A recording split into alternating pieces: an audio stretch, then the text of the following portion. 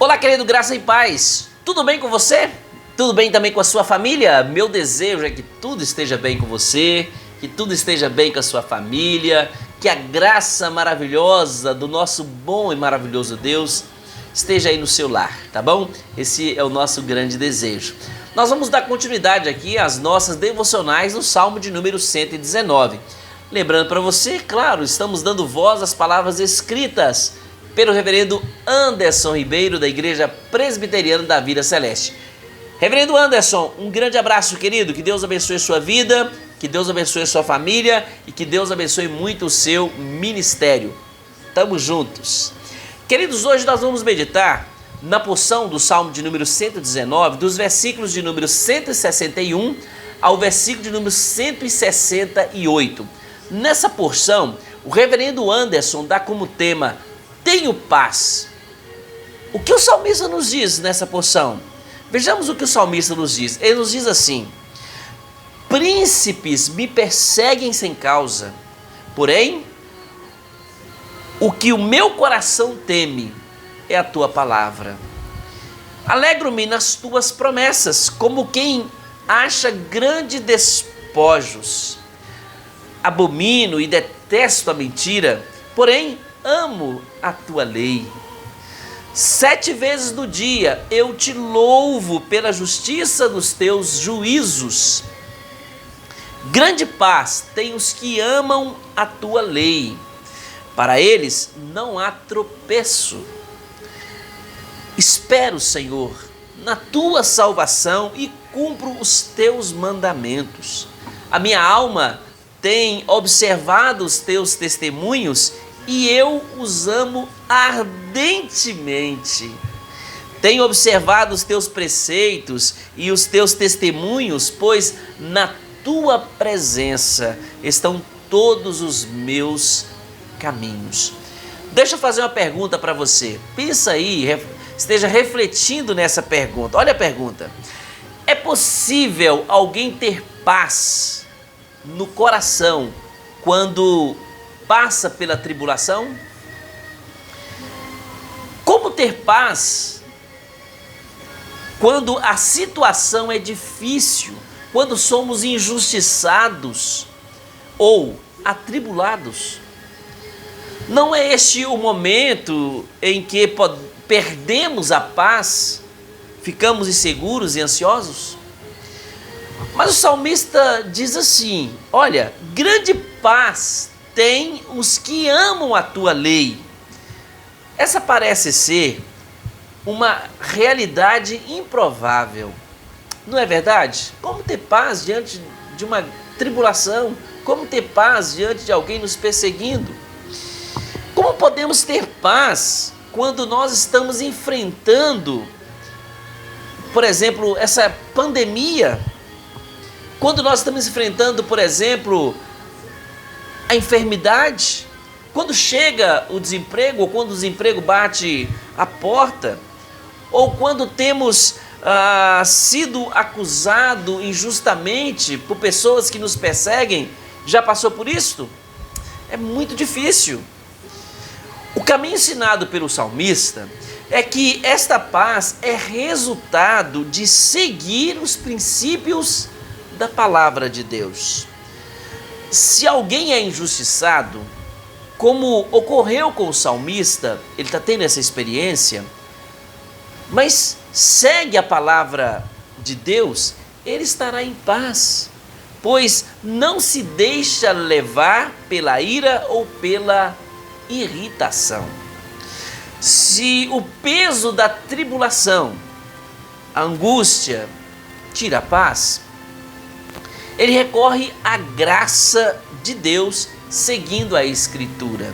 O apóstolo Paulo nos ensina que devemos levar nossas angústias a Deus em oração para experimentarmos a sua paz. Paulo diz isto no texto de Filipenses, capítulo de número 4, versículos 6 e 7.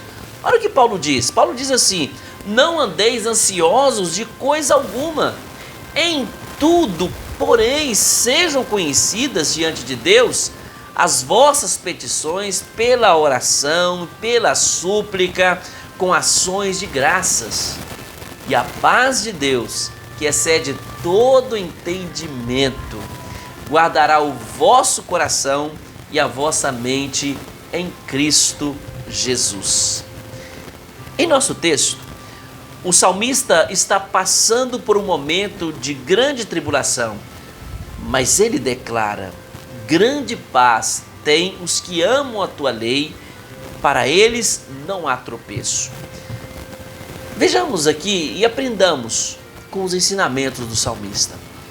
Primeiro, qual é a situação do salmista conforme o versículo de número 161? Ele está enfrentando a perseguição. É isso que ele diz. Quem o está perseguindo?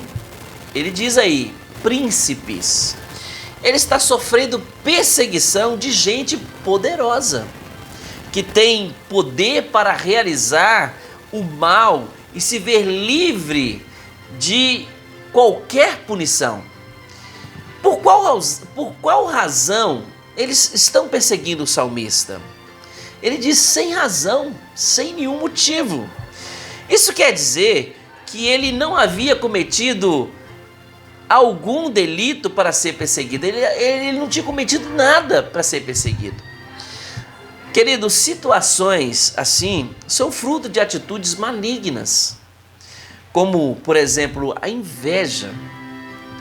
O apóstolo Paulo declara que todos quantos querem viver piedosamente em Cristo Jesus, Paulo diz, serão perseguidos. Ele fala isso na segunda carta a Timóteo, capítulo 3, versículo 12. Isso nos mostra que os piedosos estão sujeitos à perseguição. Nesse caso, por causa do modo como vivem, pois isso conflita com os valores do mundo em que nós vivemos.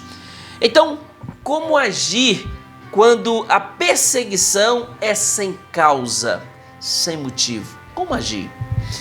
O salmista diz, ele ensina pra gente como que nós devemos agir. Devemos temer os nossos inimigos? O salmista diz que ele teme a palavra de Deus. É isto que ele nos ensina. E é isso que ele diz para cada um de nós.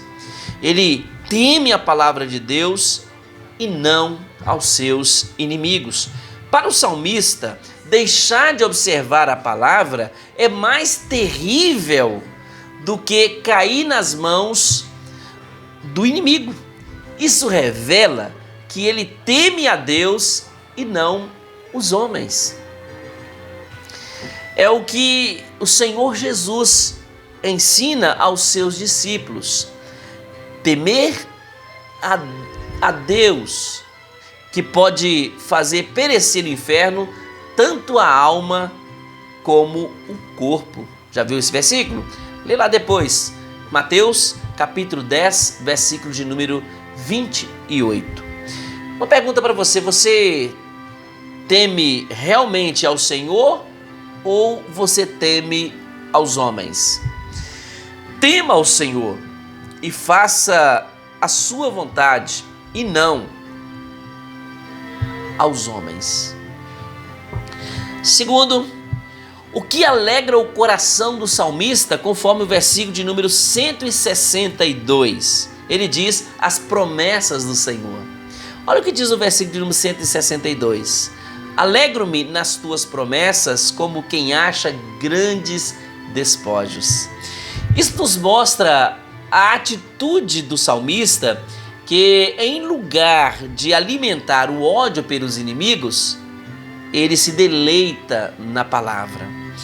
Ele poderia gastar horas pensando no que fazer diante da perseguição, como se vingar ou que instrumentos utilizar para fazer uma defesa que o livrasse das falsas acusações, mas ele prefere gastar tempo com a palavra, pois suas promessas alegram o seu coração.